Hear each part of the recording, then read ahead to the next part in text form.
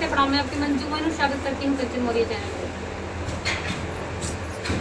सभी के चैनल पर स्वागत करते हैं और आप लोग कैसे हैं दोस्तों, कमेंट करके जरूर बताइएगा। आइए बात करें से गीत आप लोग के बीच में, अगर आप सबको अच्छा लगे तो कमेंट करके जरूर बताइएगा। कंचन मोनू और सिस्टर के साथ में आइए गीत को सुनाते हैं।